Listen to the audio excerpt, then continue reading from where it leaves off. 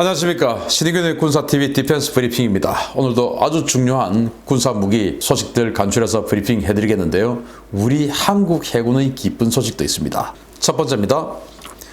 드디어 우리 해군의 주력 전투함을 생도들 훈련을 위해 차출하지 않아도 되는 시대가 왔다는 반가운 소식입니다.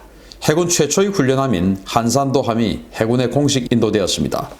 대한민국 해군 최초의 전용 훈련함으로 건조된 한산도함이 10월 21일 해군에 정식 인도되었다고 방위사업청이 보도자료를 통해 밝혔습니다. 한산도함은 스텔스 설계를 적용한 최신의 훈련함으로 경하배수량 4,500톤, 길이 142m로 우리 해군의 주력 전투함인 충무공 이순신급과 비슷한 덩치를 가지고 있는 훈련함입니다. 한산도함은 승조원과 훈련생도 등 400명이 수용 가능한 격실과 강의실은 물론 중환자를 치료할 수 있는 수술실과 음압병실까지 갖추고 있어서 유사시 해난사고와 인도적 지원 임무 대응도 가능합니다. 여기에 함포와 어뢰, 헬기 운용 능력을 갖추고 있으며 컴퓨터 기반 훈련 시스템이 기본으로 장착되어서 해군이 운용 중인 다양한 함정을 가정한 모의 전투 실습이 가능한 능력을 갖추고 있습니다. 한산도함이 배치됨에 따라서 이제 해군은 더 이상 매년 순항훈련 등 교육훈련을 위해서 한국형 구축함을 차출하는 전력 공백 우려를 한시름 덜게 됐는데요. 한산도함 인수를 계기로 이를 개량한 저강도 임무 해역 파병용 함정 건조도 함께 추진해야 한다라는 지적도 나오고 있습니다. 자, 한산도 바로 임진왜란 때 3도 수군 통제영, 그 통제영이 있던 곳이 한산도 아니겠습니까? 그 정말 뭐 한산도라는 것은 이 한국 해군에게는 아주 큰 상징성이 있는 그런 이름인데, 바로 이제 수군을 양성한다라는 거 아니겠습니까? 그래서 이제 이 한산도함으로 훈련함을 이름을 지었는데, 이 훈련함에 대해서는 계속 소요적이 또 해야 된다라는 그런 문제의식이 2000년대 이후에 계속 있었습니다.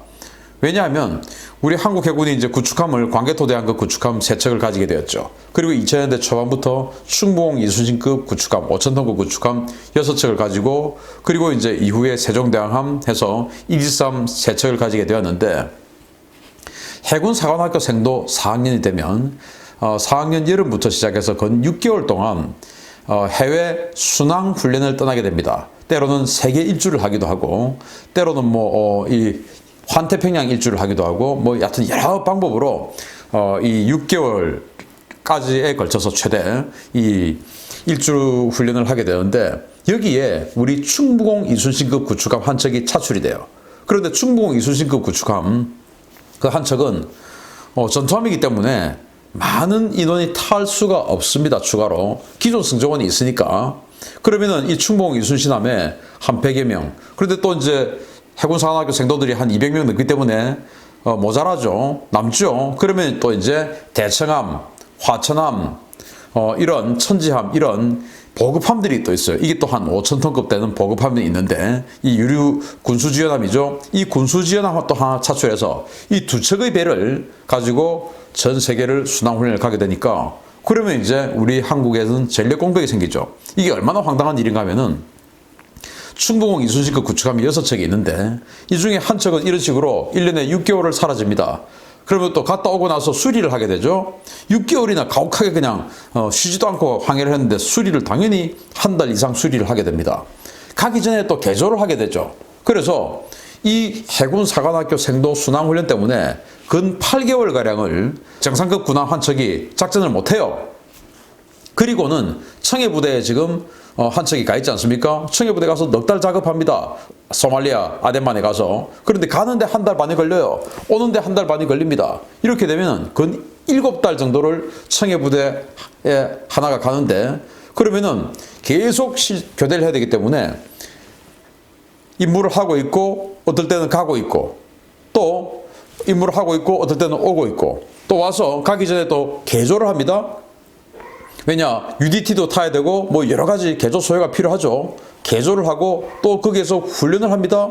그리고 이제 돌아와서 그 아덴만의 그 사막에서 어마어마하게 가혹하게 임무를 하다 보니까 이 구석구석에 그 모래들이 뭐 어마어마하게 들어가 있다고 그래요. 이런 것들 다 또 끄집어내는 또 수리를 해야 됩니다. 이러다 보니까 이 아덴만에 가는 청해부대 때문에 2.5척이 그냥 거기 발이 꽉 묶여 있는 겁니다. 그러면은 여기에 해사 순항훈련 가죠. 3.5척이 되죠. 군함은 달랑 6척 뿐인데 여기에 또 어느 여름에 2년에 한 번씩 림팩을 간다. 림팩 훈련. 림팩 훈련 당연히 가야 되죠. 하와이에서 하는 환태평양 해군 연합 훈련 아니겠습니까?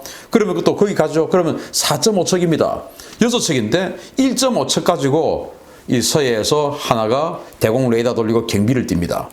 이게 말이 되겠습니까? 그래서 2000년대 그 2007, 8년 이때부터 우리 훈련함이 있어야 된다. 계속 소요적이 됐다가 이제 이 황기철 총장 때로 제가 기억하는데 그때 이제 이 훈련함 확정을 짓고 스타트를 한 걸로 제가 기억합니다. 그래서 지금 나왔는데 여기에는 이제 120명 정도의 승조원 그리고 300명 정도의 교육생을 다 태울 수 있어요. 이렇게 되면은 군수지원함 하나 또 따로 또 구축함 하나 따로 해서 두 척의 군함을 따로 떼낼 필요가 없고 또 생도들이 어떤 사람들은 구축함 타고 어떤 사람들은 군수지원함 타고 아니 나는 뭐 성적이 좋으니까 구축함 타고 넌 성적 나쁘니까 군수지원함 탔네 이런 이상한 오해 또 뭐 이런 것들 필요 없고 그냥 하나 다 타면 되니까. 그리고 이제 충무공 이순신함 문무대왕함 이런 거 타면요 순항훈련 가면 교육할 수 있는 강당이나 뭐 강의실 이런 게 없다 보니까 매일 어디서 하냐 승조원들 식당에서 맨날 뭐 교육하고 거기서 뭐 브리핑하고 회의하고 합니다. 승조원들 식당에서 옆에서 밥하고 있고 밥은 계속 합니다. 군함은 하루에 4끼를 먹기 때문에 계속 밥하고 설거지하고 있는데 그 옆에서 교육하고 있으니까 이게 뭐 제대로 될 리가 있습니까? 그래서 지금 우리 한국 해군이 이런 걸 만들어서 이제는 훈련 전용으로 지금 이 시간 현재도 우리 한국 해군은 KDX-2 강감차남이 순항훈련 가 있어요. 지금 코로나 때문에 세계 일주는 못하고 그냥 아주 그냥 그 말레이시아만 갔다가 지금 돌아오는 그런 아주 이 단축된 일정으로 하는데 아마 상륙도 못할 것 같습니다. 뭐 코로나인데 상륙을 할 수 있겠습니까? 말레이시아에 가서. 그냥 뭐 항해 체험만 하고 오는 것이죠. 어쨌든 이런 식으로 우리 정상급 구축함들이 빠지게 되는 전력에서 제외되는 이런 것들을 한산도함으로 인해서 이제 막아내게 됐다. 그러면 해군사관학교생도 4학년만 하냐? 아닙니다. 3학년도 하고요. 또 학사장교들도 하고 ROTC들도 하고 뭐 부사관들도 하고 뭐 굉장히 훈련들을 많이 하죠. 아마 이 훈련함 진짜 1년 내내 아마 훈련 다녀야 될 겁니다. 아주 잘한 선택이다. 그런데 아까 제가 아덴만 말씀드렸는데 아덴만에 2.5척이 지금 묶여 있는데 우리 정상급 구축함이 상대는 그런데 해적이에요. 해적이 가지고 있는 가장 강력한 무기는 RPG-7입니다. 그걸 상대로 우리 방공함이 가 있다? 이것도 말이 안 되죠. 그래서 저는 그런 저강도 분쟁 지역에 파병하는 용도로 어차피 지금 청해부대 거기는 우리가 발을 뺄 수가 없어요. 그래서 이런 아주 값싼 무장으로 된 이런 그 값싼 덩치는 크지만 값싼 군함 그러나 이제 이 해적들을 상대로 하려고 하면 헬기 탑승 능력만 운용 능력만 있으면 되니까 뭐 그렇게 해서 뭐 이 한 5천억 되는 이 덩치 군함하고는 완전히 차원이 다른 5천억짜리 덩치지만 실제로 가격은 1,000억 정도로 만들 수 있는 실제로 그렇게 할 수 있습니다. 장비를 아주 다운그레이드 해버리면 이런 저강도 분쟁 지역에 어차피 우리가 파병 보내는 이런 용도로 이런 한산도함처럼 이런 군함을 좀 추가로 한 2척 더 만들어서 청해부대를 좀 이렇게 활용하는 것은 어떨까라는 그런 생각도 해봅니다. 제가 그 해군 관련 연구 영역에서 그거 한번 주장했던 적도 있습니다. 해군들이 처음엔 좋다고 하다가 나중에는 또 싫다고 하더군요. 두 번째 소식입니다. 인도네시아가 미국 해상 초계기 경유 요청을 공식 거부하면서 미국과의 관계가 급속도로 악화될 조짐을 보이고 있습니다. 이번 거부는 사실상의 친중 선언이라는 평가도 나오고 있습니다. 미국이 최근 인도네시아의 자국군 해상 초계기 경유를 허용해 달라고 요청했지만 인도네시아가 이를 거부했다고 로이터가 현지 시각 10월 20일 보도했습니다. 로이터는 복수의 인도네시아 고위 관계자를 인용해서 미국이 지난 7월 인도네시아 외교장관에게 여러 경로로 수차례 해상 초계기 인도네시아 경유를 요청했지만 조코 위도도 대통령이 직접 이를 거부했으며 거부 이유는 중립이었다. 라고 보도했습니다. 미국은 오키나와 가데나에서 발진하는 포세이돈 초계기의 작전 반경을 넓히기 위해 남중국해 연안 보르네오 섬의 칼리만탄 바랏 일대 비행장에 포세이돈 초계기 가 착륙해서 급유 지원을 받을 수 있게 해달라고 요청했지만 인도네시아는 대통령이 직접 나서서 이를 거부한 것입니다. 집권 이전부터 중국의 1대1로에 적극적으로 동참하며 노골적인 친중 행보를 보였던 조코 위도도 대통령은 지난해 7월 총선을 전후해 국내 반중 감정이 확산되자 분쟁 지역인 나투나 제도에 군함과 전투기를 보내서 일전 불사를 선언한 등 잠시 쇼를 했지만 재선에 성공하고 내각 재구성이 끝나자 다시 친중으로 돌아섰습니다. 남중국해 국가 가운데 싱가포르, 필리핀, 말레이시아는 미국의 초계기 경유 기지를 제공하며 적극 협력하고 있는데요. 이번 인도네시아의 친중 선언에 이 KFX 등 우리나라에도 상당한 파장을 가져올 것으로 전망됩니다.